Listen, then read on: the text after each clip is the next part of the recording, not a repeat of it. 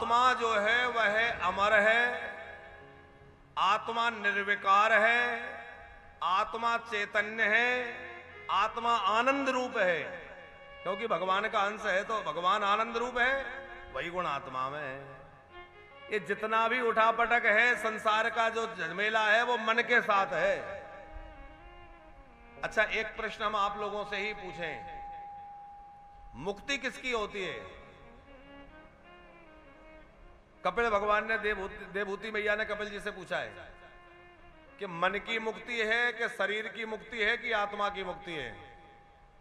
किसकी मुक्ति होती है? शरीर की। और शरीर तो यहीं जल के नष्ट हो जाना है, उसकी मुक्ति कैसे होगी? शरीर की मुक्ति संभव नहीं है। यदि कहो कि आत्मा की मुक्ति है, देखने में तो यही लगता है कि आत्मा ही बार बार जन्म ले रही है, मर रही है, तो आत्मा की मुक्ति है। लेकिन आत्मा नित्य मुक्त है। ये बंधन और मुक्ति का जो चक्कर है वो मन के साथ है। मनेव मनुष्का नाम कारणम बंध मोक्षयो। इसी के कारण आत्मा को बार बार अलग अलग शरीर धारण करके आना पड़ रहा है। तो शरीर धारण करके तो आत्मा रही है, लेकिन इस सब के पीछे मन कारण है। जिस दिन मन मुक्त हो जाएगा, आत्मा तो है ही मुक्त, अपने आप मुक्त हो जाएगी, भगवान में मिल जाएगी। झमेला सब मन का है। चेता खलवस बंधाया मुक्त चात्मनो मतम गुणेषु सक्तं बंधाय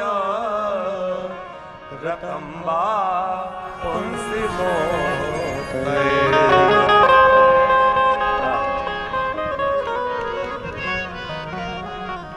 तो थोड़ा हारमोनियम बजाते रहना।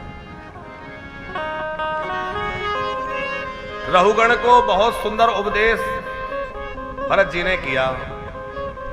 यहां भवाडवी का वर्णन किया है। भवाडवी क्या है संक्षिप्त समझ लें। जड़ भरत जी कह रहे हैं ये संसार जो है एक तरह से जंगल है, एक बिहाड़ है।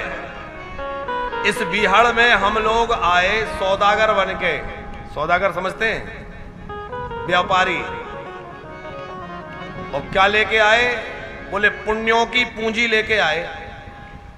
अब पुण्यों की पूंजी लेके हम इस संसार के भवाडवी में आए तो सही, पर यहां अनेक चोर रहते हैं, लुटेरे रहते हैं, वो हमें लूट लेते हैं। यहां बसत बहु चोरा। वो चोर कौन है? काम, क्रोध, लोभ, मोह, ये जो है ना, ये दुर्विकार ही वो लुटेरे हैं। कभी हम क्रोध के वशीभूत हो जाते हैं, कभी काम के वशीभूत हो जाते हैं, कभी लोभ के वशीभूत हो जाते हैं, और इन सब ने हमारी पूंजी लूट ली, हमारा पुण्य नष्ट हो जाता है और हम 84 के चक्कर में फंस जाते हैं। इन चोरों से बचना है तो किसी मजबूत व्यक्ति का सहारा ले लो। जंगल से निकलना है और चोर रहते, डाकू रहते, लूट लेते हैं। अब आपको जंगल पार करना है तो क्या करोगे? किसी ऐसे सबल का सहारा ले लिया जाए जिसने जंगल का रास्ता भी देखा हो, जो हमें उस पार निकाल दे, और जो थोड़ा लड़ने झगड़ने में मजबूत भी हो। है ऐसा कौन है भैया? ऐसे हैं सदगुरु। सदगुरु का हाथ पकड़ लो तो सदगुरु जो है आपको रास्ता निकाल के ले जाए, क्योंकि उन्होंने रास्ता देखा है कि कैसे निकलना है। सिंगल जी, अच्छा सिंघल नहीं है, आप सिंगल है ना? गा सिंगल जी। पहले हम सिंघल बोल रहे थे, कल हमने फिर उस पर ध्यान दिया। हमने कहा आप सिंघल नहीं लिखते, आप सिंगल लिखते हैं। हाँ।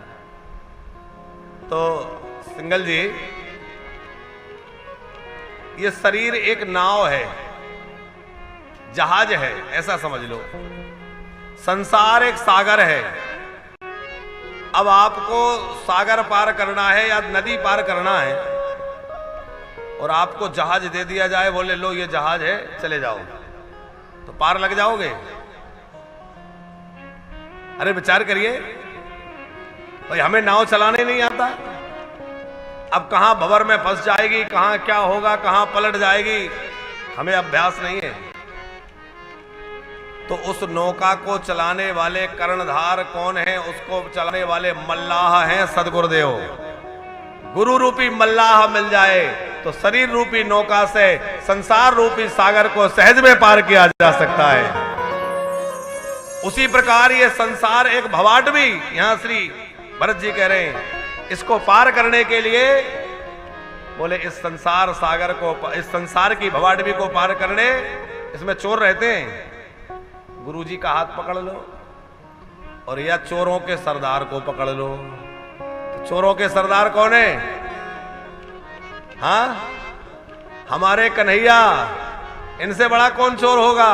तो चोरों के सरदार को पकड़ लो भैया, सब चोरों से बच जाओगे और ठाकुर जी किनारे लगा देंगे।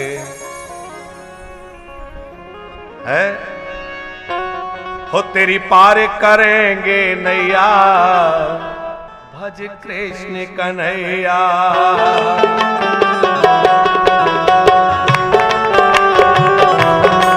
ताली बजाते हुए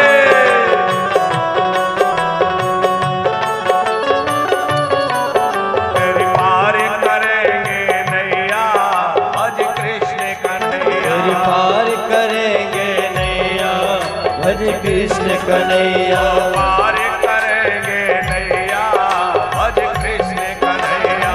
पार करेंगे नैया, भज कृष्ण कन्हैया। ओ कृष्ण कन्हैया गाँव जी के भैया, कृष्ण कन्हैया राम जी के भैया।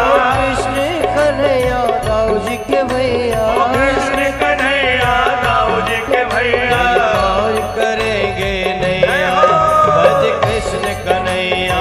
पार करेंगे नैया, भज कृष्ण कन्हैया।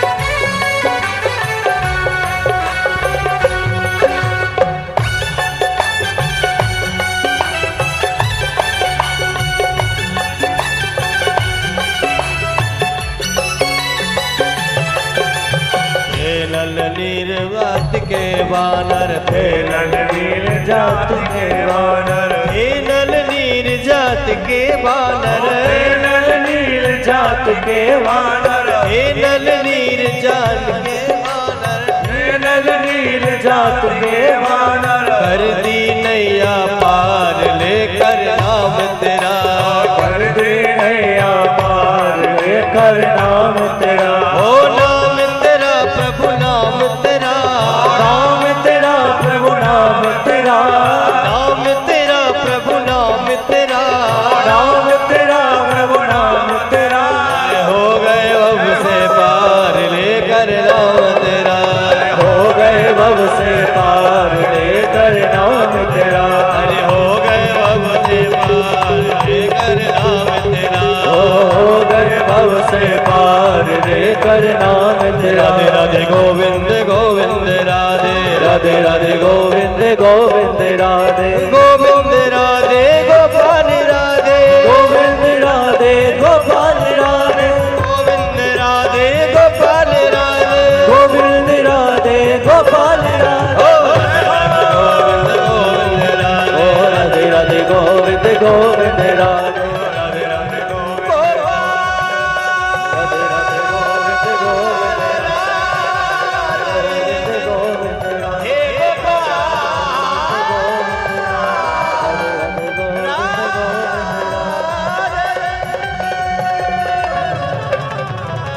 बोल कृष्ण कन्हैया लाल की जय हो। भगवान के आश्रय में जो आ जाए वो सहज भवसागर से पार लग जाए। गुरु का आश्रय जिसने ले लिया वो सहज भवसागर से पार लग जाए। और भगवान का आश्रय लेने के लिए ऐसा लिखा है सिंगल जी, कि जो भगवान का आश्रय ले ले उसके लिए संसार सागर कितना बड़ा हो जाता है। गोपद सिंधु अनल से लाई, गोपद सिंधु अनल से लाई, गोपद सिंधु अनल से लाई, गोपद सिंधु अनल से लाई, करल सुधा करहि मिताए, करले सुधारे करहि मिताए,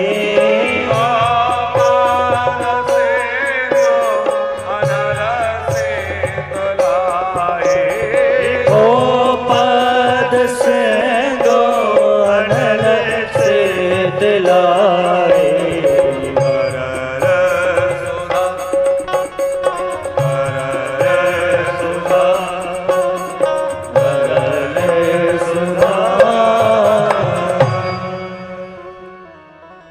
गोपद सिंधु बोले जैसे गाय के पैर से बना हुआ गड्ढा होता है, उसको लांघने में कोई प्रयत्न करना पड़ता है क्या? कोई परिश्रम नहीं करना पड़ता, व्यक्ति सहज पार हो जाता है। ऐसे ही भगवान का आश्रय, सदगुरु का आश्रय लेने वाला भव सागर को बड़े सहजता से पार कर जाता है। फिर जो है रहुगण वो उपदेश प्राप्त करके और भजन में लग गया। भरत जी भी भजन करके भगवत पद की प्राप्ति किए। आगे भरत वंश का वर्णन है। फिर सुखदेव जी ने बड़े विस्तृत रूप से ज्योतिष चक्र का वर्णन किया, भूगोल का खगोल का वर्णन किया है। फिर नरकों का वर्णन किया, नरकों की यातनाओं को सुनकर के अजामिल नरकों की यात्रा को सुनकर के और महाराज परीक्षित डर गए। तो फिर नाम की महिमा सुनाई, बोले डरो मत, पाप हो भी जाए तो भगवान के नाम के आश्रय से जीव बड़ी जल्दी पाप मुक्त हो सकता है। अब पाप तो हो गए लेकिन नरक नहीं जाना चाहते, क्या करें? नाम जप करो। नाम के जप करने से पाप नष्ट हो जाएंगे और नरक की यातना से बच जाओगे। अजामिल का उपाख्यान सुनाया। पापी अजामिल एक बार धोखे से बेटे के बहाने मरते समय भगवान का नाम निकल गया। भगवान के पार्षदों ने आके इसकी रक्षा कर ली, नाम महिमा सुनाई है। उसके बाद वृत्रासुर के वध का वृतांत है। वृत्रासुर वध के वृतांत के बाद 7वें स्कंद में भक्तराज प्रहलाद जी का पावन चरित्र है। दैत्यराज हिरण्यकश्यपु बड़ा बलवान तो है ही, तपस्या करके वरदान प्राप्त ब्रह्मा जी से इसने जब कर लिए तो मदांध हो गया। इसके अंदर इतना अभिमान आ गया कि अपने कोई भगवान कहने लग गया, मैं ही भगवान हूं, मेरी पूजा करो। इसके पुत्र जो हैं उनमें सबसे बड़े पुत्र हैं प्रहलाद जी महाराज। प्रहलाद जी ने समझाया, पिताश्री आप भगवान नहीं हैं। अरे अहंकार करने वाले की आखिरी में बड़ी दुर्गति होती है। आप देख लो, रावण को देख लो, कंस को देख लो, हिरण्यकश्यपु को देख लो, जिन जिन ने अहंकार किया है बाद में दुर्गति भई के नहीं।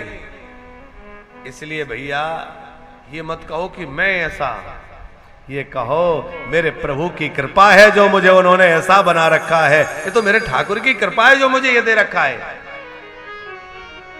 लेकिन हिरण्यकश्यपु नहीं माना, मैं ही भगवान हूं, कोई नारायण नहीं, नारायण मेरा शत्रु है, उसका नाम मत लेना। प्रहलाद जी ने बहुत समझाया, पिताश्री ये क्रोध आपका शत्रु है, ये अहंकार आपका शत्रु है, नारायण आपके शत्रु नहीं है। वह तो सबके आराध्य हैं, वही तो सबके उपास्य हैं, उन्हीं की तो उपासना करनी है।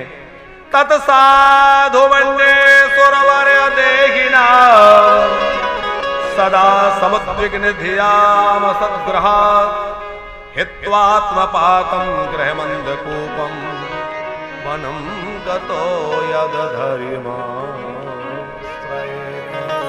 वनं गतो यद हरिम आश्रयेत। पिताजी वन में चले जाओ, श्री हरि का आश्रय लेके भजन करो। प्रहलाद जी कह रहे हैं पिताश्री ये गृहस्थी ऐसा अंधा कुआं है, एक बार जो इसमें गिर जाए वो निकल ही नहीं पाता, और कदाचित कोई निकलना चाहे तो दूसरे लोग पैर पकड़ के खींचते हैं, कहां जा रहे हो? अब कोई कहने हम तो वृंदावन जा रहे हैं, वहीं रहेंगे, अब भजन करना है, अब हमें घर में रहना ही नहीं। अरे बताओ इतना बड़ा व्यवसाय, इसका क्या होगा? ये बच्चे तुम्हारे अभी इतने बड़े थोड़े हो गए, इसको कौन संभालेगा? तो लोग उनको ऐसा समझाते हैं कि वो जा भी रहा हो तो ना जा पाए। पहले तो जल्दी किसी का मन पक्का नहीं बनता। कई लोग ऐसे भी आते हैं सिंगल जी कि वानप्रस्थ में कमरा बुक कर लिया, फॉर्म भर गए, बोले महाराज जी हमारी कुटिया बुक रखिए, एक कुटिया मिल जाएगी, हम भी ब्रजवास करेंगे, वृंदावन रहेंगे। हमने कहा बहुत अच्छी बात है। 3 महीने बाद 2 महीने बाद फोन आया, महाराज जी हमें तो कुटिया नहीं लेना है, सारे रिश्तेदार झगड़ा कर रहे हैं, बच्चे नाराज हो रहे हैं, हम लोगों ने क्या कमी रखी जो वृंदावन जा रहे हो, क्या कमी है घर में, हमें तो नहीं लेना है। हमें हंसी लगती है भैया, यही माया का चक्कर है, ये मोह का बंधन है। जैसे तैसे व्यक्ति इस कुएं से निकल के बाहर जा रहा था, पैर पकड़ के खींच लिया, कहां जा रहे हो, आओ इधर। ये बड़ा विचित्र चक्कर है। अरे कुएं में गिरे हुए को तो निकालना चाहिए, पर प्रहलाद जी कह रहे हैं हित्वात्मपातम ग्रहमंद कूपम। ग्रह वो घर गृहस्थी ऐसा अंधेरा कुआं है कि जो गिर गया वो निकलता ही नहीं। अच्छा जो गिर जाए, समझदार व्यक्ति वो है कि पीछे वाले को कह दे भैया सावधान होके आना, हम तो गिर गए तुम मत गिर जाना। लेकिन यहां चक्कर उल्टा है, हम तो गिर गए और आने वाली पीढ़ी को भी उसमें धकेलते जा रहे हैं। एक संत कहते हैं, बोले पावन बेड़ी देते हैं ढोल बजाए बजाए, ढोल नगाड़ा बजा के घोड़ी पे बिठा के ले जाएंगे और उसके पैरों में बेड़ी बांध देंगे। अच्छा है, लेकिन प्रहलाद जी समझा रहे हैं इस अंधेरे कुएं से निकल पाना बहुत मुश्किल है। पुत्र से जितना मोह नहीं होता उतना पौत्र से होता है? क्या करें महाराज जी, वृंदावन रहने का मन तो हमारा भी बहुत होता है, पर वो छोटा वाला पोता जो है ना, वो हमारे बिना खाता ही नहीं है, हमारे बिना सोता ही नहीं है। तो ऐसे मोह के चक्कर में जकड़े हुए हैं और वो कह रहे हैं जे कपटर हैं, कहीं चले जाएं। अरे भैया, जिससे पहले कि वो आपको धक्का मारे कहें कि जाओ यहां से, उसके पहले खुशी खुशी राजी राजी क्यों नहीं चले जाते? अरे काशी चले जाओ, बनारस चले जाओ, अयोध्या चले जाओ, ये नहीं कि वानप्रस्थ में ही आ जाओ। पर जब रेलगाड़ी का स्टेशन आ जाता है और जहां उसको रुकना है तो वो अपना ट्रैक चेंज कर लेती है। जिस ट्रैक पे दौड़ रही है उस पर थोड़ी खड़ी होती है, जब उसको प्लेटफॉर्म पे रुकना होता है तो क्या करती है? ट्रैक बदलती है। हम भी भैया जीवन के जिस ट्रैक पे दौड़ रहे हैं, अब जीवन की स्टेशन आने वाली है, ट्रैक बदल के भगवान के ट्रैक पे आ जाओ। अब तो भैया वृंदावन के ट्रैक पे आ जाओ, राम जी के नाम पर आ जाओ और भगवान नाम का आश्रय ले लो है। और बढ़िया व्यवस्था वानप्रस्थ में आपको बनी रही है। समय समय पे उत्सव महोत्सव यहाँ होते ही है। अभी इतना बड़ा यज्ञ हुआ, लक्ष्मी नारायण यज्ञ का, सब लोगों ने खूब दर्शन लिया, खूब आनंद लिया। इतने संत महापुरुष पधारे, संत दर्शन का लाभ सबको मिला। खूब लक्ष्मी नारायण यज्ञ में आहुतियां सब भक्तों ने मिलकर डाली, यज्ञ का दर्शन सबको मिला, साथ में संतों का दर्शन सबको मिला। और संत दर्शन के साथ साथ श्री सीताराम जी प्राण प्रतिष्ठित हुए और माता जगदम्बा विराजी, भोले बाबा विराजे। अब तो भोले बाबा भी विराज गए हैं। तो इस बार श्रावण के महीने में विशेष श्रावण महोत्सव मनाया जा रहा है। और श्रावण महोत्सव में महामृत्युंजय जप, रुद्राभिषेक, शिवार्चन आदि सब किया जाएगा। तो जो लोग भी रुद्राभिषेक कराना चाहें, महामृत्युंजय कराना चाहें, शिवार्चन में भाग लेना चाहें, तो वो तिथि ज्ञात कर लेंगे कार्यालय के नंबर पर फोन लगा करके। और श्रावण के महीने में दिव्य श्रावण महोत्सव यहां मनेगा। भगवान शिव विराजमान हो गए हैं, भोले बाबा का नित्य प्रति पूरे श्रावण भर, पूरे महीने अभिषेक चलेगा। शिव जी विराजमान भय हैं तो पूरे श्रावण के महीने। अब तो बड़ी अच्छी बात यह है कि हमारी अपनी गौशाला बन गई, तो गाय का दूध, गाय का दही भोले बाबा के अभिषेक के लिए कहीं बाहर भटकने की बात नहीं, अपने गौ माता है। तो दूध भी और गाय का घी भी शिव जी के अभिषेक के लिए मिल जाएगा। तो गाय के दूध से, गाय के दही से, गाय के घी से भोले बाबा को स्नान करा करके पूरे श्रावण भर रुद्राभिषेक चलेगा और 7 दिनों तक विशेष उत्सव चलेगा। तो श्रावण भर होने वाले रुद्राभिषेक में आप भी यहां अपने परिवार के लिए, अपने बच्चों के लिए एक दिन का रुद्राभिषेक रख सकते हैं। श्रावण सोमवार जो होगा उसमें विशेष रुद्राभिषेक शिवार्चन होगा, उन श्रावण सोमवार में अपना उत्सव रख सकते हैं। या महामृत्युंजय आदि कराने की इच्छा है, ग्रह शांति आदि, तो महामृत्युंजय अनुष्ठान भी यहां पर श्रावण के महीने में चलेगा। तो आप लोग श्रावण महोत्सव से, रुद्राभिषेक से भी जुड़ सकेंगे। कार्तिक के महीने में जो है 84 कोस यात्रा, तुलसी शालिग्राम विवाह और एकादशी उद्यापन कार्तिक के महीने में बड़ा दिव्य उत्सव होगा। तो कार्तिक में उसका भी आनंद लेंगे। कार्तिक में तो अभी समय है, अभी श्रावण महोत्सव में शिव जी का रुद्राभिषेक आदि होगा, उसका आनंद लीजिएगा। तो आइए आगे की कथाओं में चलें। बोले भक्त वत्सल भगवान की। प्रहलाद जी ने पिताजी को समझाया, पर अहंकारी व्यक्ति किसी की बात मानता नहीं है। वो कहता मैं जो कह रहा हूं वही सही है। अभिमानी व्यक्ति की पहली पहचान है वो किसी दूसरे की बात नहीं मानेगा, मैं जो कह रहा हूं वो सही है। जब नहीं माना तो प्रहलाद जी से पूछा, अच्छा ये बता तेरा भगवान कहां है? प्रहलाद जी बोले कहां नहीं है, सब जगह है। बोले इस खंबे में? अरे पिताजी सब में है तो इसमें क्यों नहीं होगा? हिरण्यकश्यपु ने खंबे पर जोर से प्रहार किया, खंबा फट गया और भगवान नरसिंह प्रकट हो गए। बोले नरसिंह भगवान की जय। ऐसा भयंकर रूप भगवान ने बनाया। भगवान है तो शांताकारम, बड़े शांत रहते हैं। हम लोग कीर्तन गाते हैं, स्तुति गाते हैं, शांताकारम भुजग शयनम पद्मनाभम सुरेशम। कैसे है? बोले शांताकारम। और कैसे भगवान? शांतम शाश्वतमे अप्रमगनम निर्वाण शांति प्रदम। शांति देने वाले, परम शांत रहने वाले। लेकिन आज भगवान ने ऐसा क्रोध किया कि देवता भी उनके स्वरूप को देख के डर गए। ऐसा रूप तो कभी देखा ही नहीं। बब्बर शेर बने, इतना भयंकर गर्जना की कि पृथ्वी डगमगा गई, समुद्र खौल गए, पहाड़ खसकने लग गए, दिशाओं के जो दिग्गज हैं वो डोल गए। लगता था प्रलय आ जाएगी क्या। भगवान नरसिंह ने बड़ा भारी अट्टहास किया,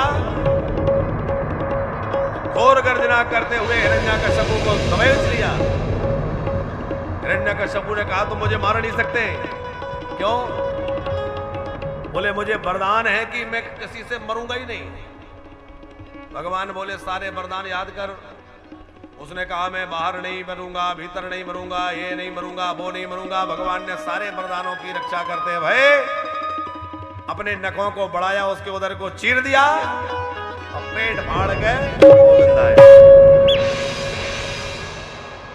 बोलिए नरसिंह भगवान की जय हो। जय जयकार भाई। अब भगवान इतने क्रोध में थे कि जो भी उनकी स्तुति करने जाए, उनके रूप को देखे, अच्छा सहसा पलटकर जैसे ही नरसिंह भगवान देखे तो भागता नजर आए। इतना भयंकर क्रोध के आगे की ज्वाला निकल रही है, कोई सामने खड़ा ना हो।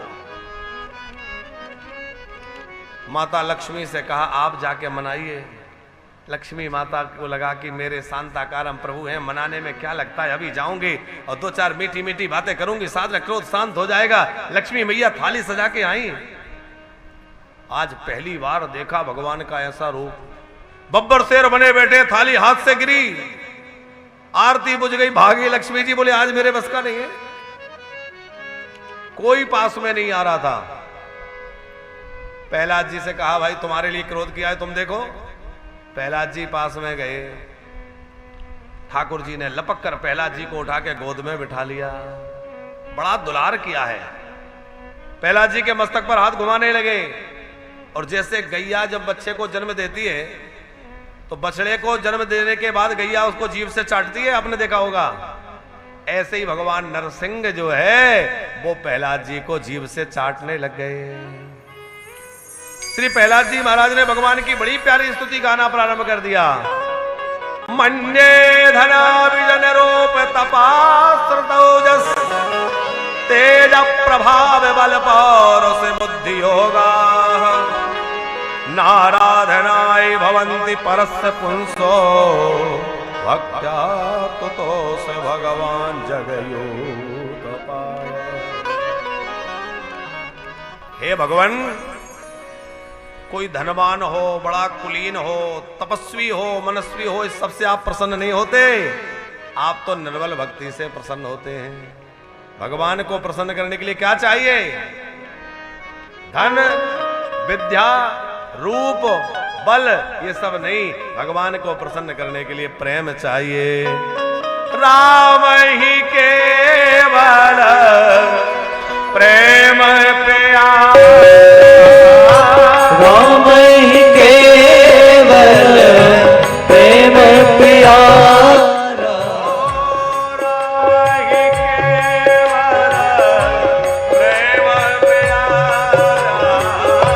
राम ही केवल प्रेम प्यारा। जान ले जो जान लिहारा, जाने ले जो जान निहारा। मिलहि न रघुपति बिन अनुरागा, मिलहि न रघुपति बिन अनुरागा, यही कोटि जप जोग विरागा, यही कोटि जग जोग विरागा। मिलहि न रघुपति बिन अनुरागा, मिलहि न रघुपति बिन अनुरागा, यही कोटि जप जोग विरागा, यही कोटि जप जोग विरागा।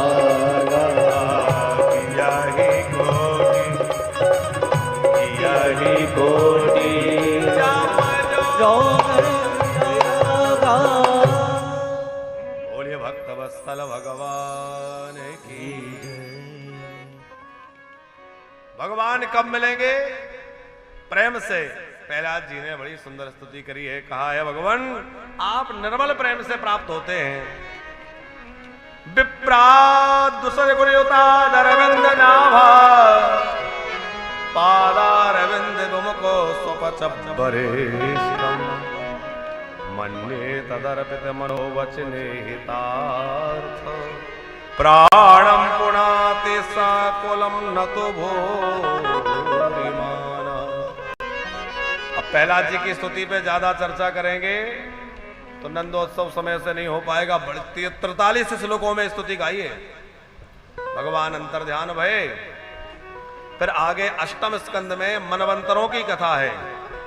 अलग अलग मनवंतर में भगवान के अलग अलग अवतार होते हैं। एक अवतार जो तामस नाम का अवतार है, उसमें ग्राह से गजेंद्र को छुड़ाने के लिए भगवान का हरि अवतार हुआ। उसकी चर्चा सुनाई है। समुद्र मंथन का प्रसंग है।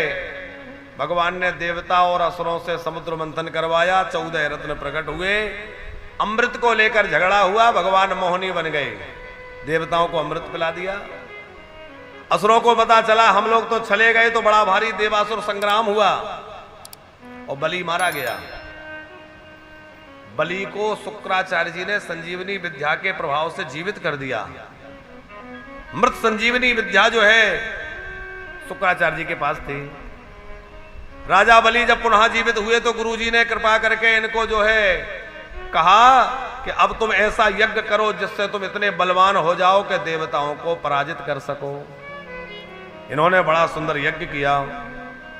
उसके बाद तीनों लोकों के अधिपति इंद्र के स्थान पर भी राजा बलि बैठ गए। देवताओं की माता दुखी हो गई। अपने पति से प्रार्थना की, कैसे मेरे पतियों को, मेरे हे पतिदेव, ऐसा क्या साधन हो जिससे मेरे पुत्रों को उनका खोया हुआ स्थान मिल जाए। तब ऋषि जो है, इनके पतिदेव जो है, उन्होंने कश्यप ऋषि ने एक व्रत बतलाया। उस व्रत का नाम है पयोव्रत। उस पयोव्रत के द्वारा इनके यहाँ सुंदर संतान के रूप में साक्षात भगवान अवतरित हुए। यहाँ भगवान का कौन सा अवतार हुआ है? वामन अवतार। भगवान वामन बन के आए, सब देवताओं ने मिलकर स्तुति की, वस्तुएं भेंट की। बाद में ये छोटे से बालक बन करके ब्राह्मण का भेष बनाया है, भगवान वामन बने। राजा बलि के द्वार पर गए। राजा बलि जो है यज्ञ कर रहा था नर्मदा जी के तट पर। नर्मदा जी की बड़ी महिमा है। गंगा जी के स्नान से जो पुण्य होता है वो नर्मदा जी के दर्शन से पुण्य प्राप्त हो जाता है, ऐसी शास्त्रों पुराणों में चर्चा है। नर्मदा के तट पर जो है तपस्या वो यज्ञ कर रहा था, भगवान वामन पहुंचे और वामन भगवान ने जाकर के जैसे ही दर्शन दिया, बलि निहाल हो गया। बलि ने वामन भगवान की बड़ी सुंदर स्तुति की और 3 पैर भूमि का संकल्प बलि ने किया। भगवान ऐसे विराट बन गए कि एक पैर में ऊपर के, दूसरे पैर में नीचे के लोक नाप लिए। और ये भगवान कहना चाह रहे ये 3 पैर क्या है? देखो 3 है, काम, क्रोध और लोभ। ये 3 ज्यादा सताते हैं। भगवान तीनों को छीनना चाहते हैं। भगवान ने उसके दैहिक, दैविक, भौतिक तीनों तापों को मिटाने के लिए 3 पैर, अहंकार को समाप्त कर दिया। राजा बलि को प्रभु ने सुतल लोक भेज दिया। राजा बलि ने अपने मस्तक पर तीसरा चरण रखवाया है। भगवान का मत्स्य अवतार हुआ है। आगे बहुत सुंदर नवम स्कंद की कथा है जिसमें सूर्यवंश का वर्णन है। सूर्यवंश में बड़े बड़े प्रतापी राजा हुए। ये सूर्यवंश बड़ा विस्तृत है। इसी सूर्यवंश में जो है महाराज मनु के पुत्र हुए नभग, नभग के नाभाग, नाभाग के पुत्र हुए अम्बरीश जी महाराज। और अम्बरीश जो है वो 7 द्वीपवती पृथ्वी के एक छत्र सम्राट थे। लेकिन इतनी इनके अंदर भगवत भक्ति है कि भगवान के मंदिर का पोछा अपने हाथों लगाते हैं, भगवान के बर्तन अपने हाथों रगड़ते हैं, मांजते हैं। हम लोगों की स्थिति तो ये है, थोड़ा भी धन घर में आ जाए तो भगवान की पूजा के लिए भी नौकर लगा लेते हैं, चंदन घिसने, पुष्प तोड़ने। लेकिन भैया जितना हो सके भगवान की सेवा अपने हाथों करनी चाहिए। संतों की सेवा अपने हाथों करनी चाहिए।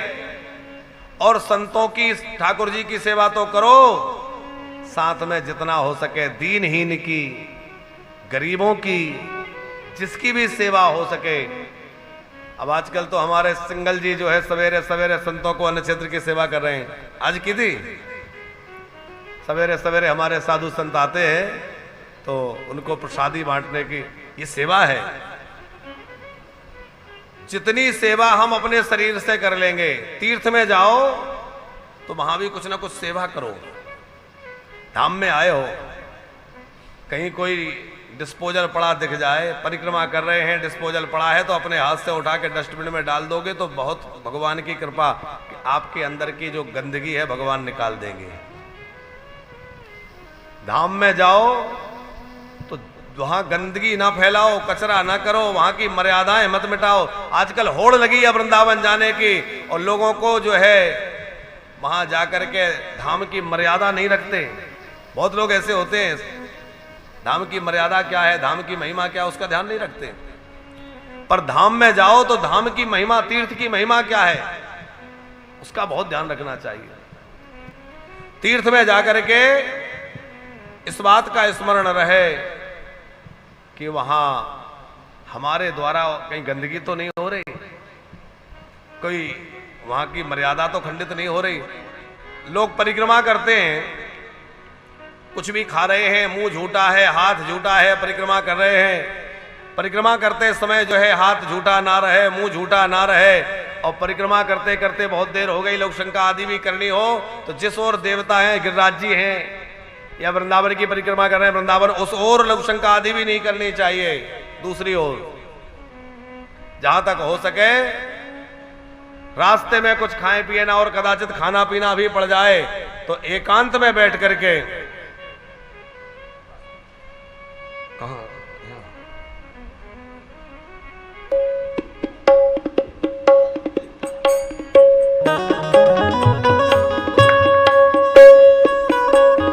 परिक्रमा मार्ग से हट करके ही कुछ ग्रहण करना चाहिए। तो अम्बरीश जी तो बड़ी प्यारी भगवत भक्ति करते हैं। इन अम्बरीश जी पर भगवान की खूब कृपा भई है। इन्हीं अम्बरीश जी के और इस सूर्य वंश में ही महाराज सगर हुए। सगर के ही वंश में जो है भगीरथ जी हुए, जो गंगा जी को लेकर आए। इसी वंश में खड़वांग हुए, उनके दीर्घबाहु के रघु के अज के पुत्र महाराज दशरथ हुए। महाराज दशरथ के 3 रानियां आप सबने कथा सुन रखी है। महाराज दशरथ बड़े धर्म धुरंधर हैं, गुणनिधि हैं, ज्ञानी हैं, भगवत भक्त हैं। और महाराज मनु ही तपस्या करके और दशरथ जी के रूप में आए हैं। मनु के रूप में इन्होंने तप किया था कि प्रभु आप मेरे पुत्र बनिए। और वही महाराज मनु और उनकी पत्नी शत्रुपा दशरथ कौशल्या बने और वही परम ब्रह्म परमात्मा उनके पुत्र बनने वाले हैं। और दशरथ जी को चिंता हो रही है कि भगवान ने मुझे वचन दिया था बेटा बन के आऊंगा, बुढ़ापा आ गया, बेटा बन के तो आए नहीं। तो भगवान नहीं मिले तो किसके पास जाएं? गुरु जी के। तो गुरु ग्रह गए तुरंत महिपाला, चरण लागी कर विनय विशाल। गुरु जी से प्रार्थना करी। गुरु जी ने कहा चिंता मत करो, अब तुम यहां आ गए हो तो काम हो ही जाएगा। भगवान तो यज्ञ से प्रकट होते हैं। वशिष्ठ जी ने सुंदर यज्ञ श्रृंगी ऋषि से करवाया और परम ब्रह्म 4 रूपों में प्रकट भये हैं। अयोध्या में 4 रूपों में राम जी प्रकट भये। 4 रूपों में माने भरत, शत्रुघ्न, लक्ष्मण और श्री राम। अयोध्या में अपार आनंद हुआ। सुखदेव जी ने संक्षिप्त रूप में बड़ी सुंदर राम कथा सुनाई और राम कथा सुनाकर सूर्यवंश का वर्णन सुनाया है। उसके बाद चंद्रवंश का वर्णन किया है। ब्रह्मा जी के पुत्र हुए अत्रि, अत्रि के पुत्र चंद्रमा, चंद्रमा के बुध, बुध के पुरूरवा। ऐसे पूरा वंश का वर्णन है। पुरूरवा के ही वंश में नहुस नाम के राजा भये। नहुस महाराज के वंश में ययाति राजा हुए। नहुस जो थे इनके 6 बेटे थे, यति, ययाति, कृति, आयति, वियति और संयाति। इनमें जो ययाति थे इनके 2 विवाह हुए थे। एक देवयानी और दूसरी शर्मिष्ठा, 2 पत्नियां थी इनकी। तो देवयानी से इनको 2 पुत्र हुए और शर्मिष्ठा से 3 पुत्र हुए। देवयानी के पुत्रों में बड़े का नाम था यदु। तो यदु से यदुवंश चला और जो शर्मिष्ठा है उसके छोटे पुत्र का नाम था पुरु, इससे पुरुवंश चला। सिंगल जी, पुरुवंश में पांडव आए और यदुवंश में श्री कृष्ण आए। इसी यदुवंश में आहूक देवक हुए। इनका कंस हुआ जो बड़ा अत्याचारी था। कंस को मारने के लिए देवकी के गर्भ से भगवान प्रकट भये। भगवान ने कंस को मारा और बड़ी सुंदर ब्रज लीला करी। उसके बाद जो है द्वारिका पधार के द्वारिका लीला सब सुखदेव जी ने संक्षिप्त सुना दिया। और संक्षिप्त कृष्ण कथा सुनाई तो परीक्षित तो घबरा गए। अरे मैं जिस कथा को सुनने इतनी देर से बैठा था, आपने वो कथा इतनी जल्दी सुना दी। थोड़ा सा ठाकुर जी के अवतार की कथा विस्तार से सुनाइए कि कैसे भगवान का अवतार हुआ है। कथितो वंश विस्तारो भवता सोम सूर्ययो राज्ञाम चौभय वंशानाम चरितम परमाद्भुतम। भगवान के अद्भुत दिव्य चरित्र सुनाइए, श्री कृष्ण की लीला सुनाइए। तब सुनाया राजन, जब दुष्टों के आक्रमणों से, दुष्टों के आतंक से पृथ्वी दुखी हो गई तो पृथ्वी ने देवताओं के सहित भगवान की शरण ग्रहण की। भगवान बोले मैं अवतार लूंगा। और फिर भगवान जो है देवकी के गर्भ से अवतार लेने का निश्चय किए। देवता जहां तहां आकर के भगवान की सेवा के लिए, कोई गोपी बन गया, कोई ग्वाला बन गया, और उसके बाद मधुपुरी, मधुपुरी नाम है मथुरा का। मधुपुरी के राजा उग्रसेन उनको बंदी बना के उनका बेटा कंस राजा बन गया था और अपनी बहन की विदाई का नाटक कर रहा था। देवताओं ने आकाशवाणी की, इसी का बेटा तो तेरा काल होगा। देवकी को मारना चाहा, वसुदेव जी ने रोक दिया। कथा आप जानते हैं, कारागृह में देवकी वसुदेव रहे। 6 बच्चों को कंस ने मार डाला। 7वें के रूप में साक्षात भगवान शेष नारायण पधारे। भगवान ने अपनी योग माया से कहा, इन्हें ले जाकर रोहिणी के गर्भ में रख दो। योग माया ने शेष नारायण को ले जाकर के रोहिणी के गर्भ में स्थापित किया। वहां रोहिणी नंदन के रूप में उनका बलराम जी के रूप में जन्म हुआ। बोलिए श्री बलराम जी महाराज की जय हो। अब धीरे धीरे समय बीता, 8वें का अवसर आया और अष्टम गर्भ में साक्षात भगवान पधारे। देवताओं ने देखा हमारे परमात्मा परम ब्रह्म श्री हरि देवकी मैया के गर्भ में हम लोगों के निमित्त गए हैं, हम लोगों का काम संवारने जन्म ले रहे हैं, अवतार ले रहे हैं। देवता स्तुति करने आए। भगवान तो हमेशा भक्तों के लिए आते हैं। भगवान की बड़ी सुंदर स्तुति देवताओं ने की है। सत्यव्रतम सत्य परम त्रिसत्यम सत्यस्य योनिम निहितम च सत्ये सत्यस्य सत्यामृत सत्य नेत्रम सत्यात्मकम त्वां शरणं प्रपन्ना। सच्चिदानंद भगवान की बड़ी प्यारी स्तुति की और उसके उपरांत देवता चले गए। कंस को लगता था क्या करूं, मार डालूं देवकी को, पर जैसे ही देवकी को मारने सामने जाता बुद्धि बदल जाती, क्योंकि सामने भगवान पड़ जाते ना गर्भ में, बुद्धि बदल जाती। अरे मारने से कोई लाभ नहीं है, लौट के आ जाता। घर में आके सोचता खतरा नहीं लेना चाहिए, मार ही डालूं, इधर उधर भाग रहा था। धीरे धीरे समय बीता। कालांतर में अब जो है भादों का महीना आ गया। भादों के महीने में कृष्ण पक्ष अष्टमी तिथि, दिन बुधवार, रोहिणी नक्षत्र और संध्या से ही वसुदेव जी मंत्र जप कर रहे थे। मध्यरात्रि का समय आया और मध्यरात्रि में कारागृह जगमगा उठा और उस कारागृह के दिव्य प्रकाश के मध्य में भगवान चतुर्भुज रूप में प्रकट हो गए। बोले भक्त वत्सल भगवान की जय हो। सारे पहरेदार अचेत हो गए, गहरी निद्रा में सो गए। देवकी वसुदेव ने प्यारी स्तुति की। भगवान बोले डरना मत, मुझे गोकुल छोड़ाओ। छोटे से लाला बन गए। वसुदेव जी बोले जल्दी दो नहीं तो कंस आ जाएगा। देवकी से लेकर गए और यशोदा मैया के पास सुलाया और वहां जिस लाली ने जन्म लिया उसको लेके आए। कंस हड़बड़ाता भया आया, पछाड़ना चाहा, वो कन्या तो आकाश में उड़ गई। और अब जो है गोकुल में उत्सव आनंद मनने लगा। हम लोग भी खूब उत्सव मनाएंगे और उस उत्सव के पहले नित्य की भांति कुछ सूचनाएं आप लोगों को प्रदान करते हुए हम लोग नंद महोत्सव धूमधाम से मनाएंगे। देखिए अभी हमने श्रावण महोत्सव के विषय में आपको जानकारी दी कि आने वाले श्रावण महीने में, उसके पहले यहाँ गुरु पूर्णिमा उत्सव मनेगा। तो गुरु पूर्णिमा महोत्सव में भी जो लोग उपस्थित होना चाहें, गुरु पूर्णिमा उत्सव वृंदावन में ही मनाया जाएगा। तो गुरु पूर्णिमा के अवसर पर आप लोग वृंदावन आ सकते हैं। और साथ में ही जो लोग भागवत कराने के लिए संपर्क करते हैं, बहुत लोगों के कार्यालय में लगातार फोन आते हैं हमें भागवत कराना है, हमें शिव महापुराण कराना है। तो अच्छी बात है, आप कराइए। कई लोग कराने का मन तो बनाते हैं पर उनकी व्यवस्था उतनी नहीं बन पाती। तो उनके लिए ये बड़ी सुविधा है कि भैया वृंदावन में आ जाओ, तो यहाँ आपका जैसा बजट हो, जैसी व्यवस्था हो, उसके अनुरूप आपकी कथा हो जाएगी। सिंगल जी होता क्या है, किसी दूसरे की कथा में गए, देख के मन हुआ कि हम भी भागवत कराएंगे।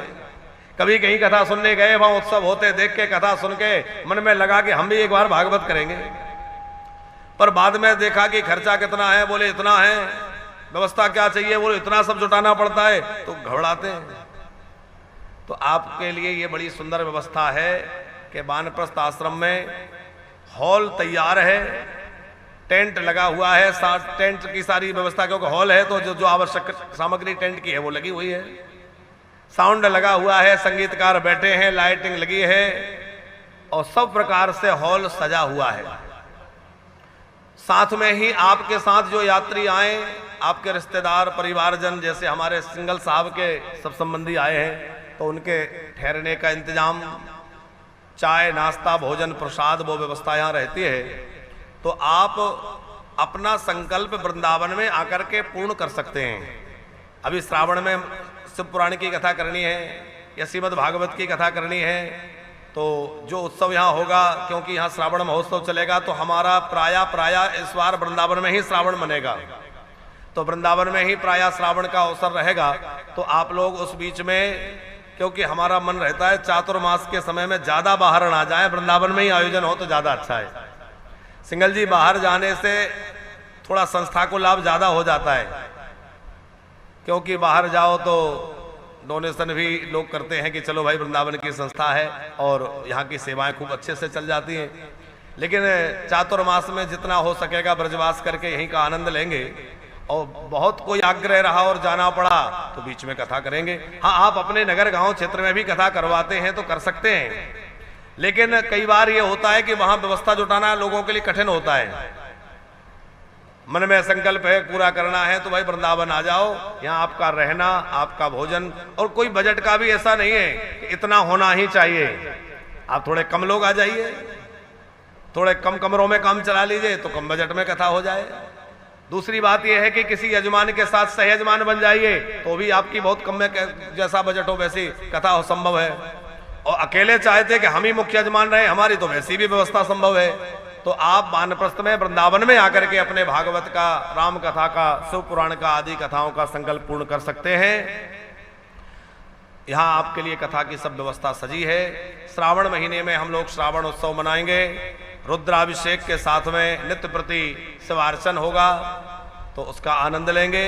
और उसके बाद में कथाओं का क्रम चलता ही रहता है। तो श्रीलंका की कथा के लिए भी लोगों के लगातार फोन आ रहे हैं, तो श्रीलंका की कथा में जो जाने वाले हैं, अब समय बहुत थोड़ा बचा है तो जल्दी ही अपने रजिस्ट्रेशन कराएंगे ताकि श्रीलंका की यात्रा के लिए आप लोग जा सकें। वानप्रस्थ की सेवाओं में लगातार आपके सहयोग प्राप्त हो रहा है और वानप्रस्थ में अब थोड़े ही कमरे शेष हैं। जो फेज 2 है उसमें भी फिलहाल कमरों की बुकिंग बंद की जा रही है, क्योंकि अभी जो बुकिंग हो चुकी है उतने कमरे बनाकर तैयार करेंगे, उसके बाद आगे होगा। अभी फेज 1 में तो निर्माण कार्य चल ही रहा है। अभी आप टीवी में जो फुटेज देख रहे हैं ये पुराना फुटेज है। कल हमारे भैया ये टेक्नीशियन और जो कैमरामैन ये नया फुटेज सब ले लेंगे। तो अभी नया छत भी डल गया है, उसके अलावा और भी छत की तैयारी हो गई है। तो ये पुराना फुटेज आपने आज देखा और काम आगे हो गया है। वानप्रस्थ धाम फेज 2 में भी ए ब्लॉक का काम चल रहा है, निर्माण लगातार हो ही रहा है। अब 2-4 कमरे जो हैं वो आप जो भी भाग्यशाली होंगे, राधा रानी जिनको चाहेंगे उनको मिल जाएगा। बाकी बुकिंग बंद करके कुछ दिनों के बाद फिर बुकिंग प्रारंभ की जाएगी, जब ये कमरे बनकर कुछ हद तक तैयार हो जाएंगे। और साथ में ही गौशाला का कार्य तो भगवत कृपा से चल ही रहा है। आप गौ सेवा में भी गौ माता के निमित्त चारा भूसा आदि देना चाहें या गौ माता के लिए किसी भी प्रकार से सेवा से जुड़ना चाहें, क्योंकि अब गैया मैया जो है वहाँ रहने लगी हैं, तो खल चोकर आदि सब व्यवस्था होनी होती है। आप भी चाहें कि हमारी भी एक गैया मैया वानप्रस्थ में रहे, तो जो गौ माताएं हैं आप संकल्प ले लें, या जिन लोगों ने गोदान किया है वो नियम लें कि भैया हम लोग जितना हो सकेगा गौ की सेवा करेंगे। तो गौ माता की यथा सामर्थ्य सेवा आप लोग कर रहे हैं, करते रहें। संस्था की सदस्यता के लिए आपसे आग्रह किया जाता है कि संस्था को मजबूत बनाने के लिए और साथ में ही आप लोगों का ब्रजवास निश्चित हो जाए, तो आप लोग भी जब कभी वृंदावन आए तो आपको ये ना सोचना पड़े कि हम कहाँ जाएंगे, कहाँ रुकेंगे, कमरा मिलेगा नहीं मिलेगा। भाई वानप्रस्थ में आपकी सदस्यता है, आईडी कार्ड आपको दे दिया गया। आप जब भी आ रहे हैं 4 दिन 6 दिन पहले आपने खबर कर दी इस तारीख को हम पहुंचने वाले हैं। इतना जरूर है जो सदस्यता लिए हैं वो 10-5 दिन पहले खबर करें। अचानक जो लोग पहुंच जाते हैं, कभी कभी थोड़ी सी परेशानी होती है, सब व्यवस्था तो सबकी होती है, पर अचानक आ जाए, उस समय कथा चल रही है, कोई कमरे खाली कहीं आसपास भी नहीं मिल पा रहे, तो थोड़ी सी कठिनाई होती है। तो जो भी लोग हैं वो थोड़ा पहले कह दें कि हम इस तारीख को पहुंच रहे हैं, आपकी व्यवस्था निश्चित रूप से होगी। तो आप वानप्रस्थ की सदस्यता ले लेते हैं तो आपको एक आईडी कार्ड यहाँ से देते हैं, सदस्यता प्रमाण पत्र देते हैं, आप वानप्रस्थ के सदस्य हो गए। जब भी आप आए आधी रात में भी आएंगे तो वानप्रस्थ के दरवाजे आपके खुले रहेंगे आपके लिए, क्योंकि आप वानप्रस्थ के सदस्य हैं। तो आप लोग भी सदस्यता लें। और सदस्यता में हमने ये भी चलाया है कि एक संत को आजीवन रोटी आपकी ओर से मिले तो वो सेवा भी आप ले सकते हैं। आपके द्वारा दी गई राशि फिक्स डिपॉजिट में जमा हो जाए, एक संत को उसके ब्याज से भोजन मिलता रहे, रोटी मिलती रहे। इसी तरह गोग्रास सेवा भी चलाई है कि एक रोटी गैया को प्रतिदिन आपके नाम गोत्र से मिले, तो आप उस सेवा से भी जुड़ सकते हैं। और यहाँ होने वाली लगातार की जो भी सेवाएं हैं, इनमें आप अपनी सहभागिता अपने सामर्थ्य के अनुसार कर सकते हैं। आप एक दिन का पूरा भंडारा नहीं करा पाते तो कोई बात नहीं है, 5 संतों का भोजन, 11 संतों का भोजन, 21, जैसी जिसकी सामर्थ्य है, आप अपनी सामर्थ्य अनुसार इन सेवाओं से जुड़ के और इनको आगे बढ़ा सकते हैं। जिन महानुभावों ने अपनी सेवाएं समर्पित की हैं, उनके नामों की घोषणा के पश्चात हम लोग भगवान के नंद महोत्सव की ओर चलेंगे, दिव्य उत्सव मनाएंगे। बोले कृष्ण कन्हैया लाल की।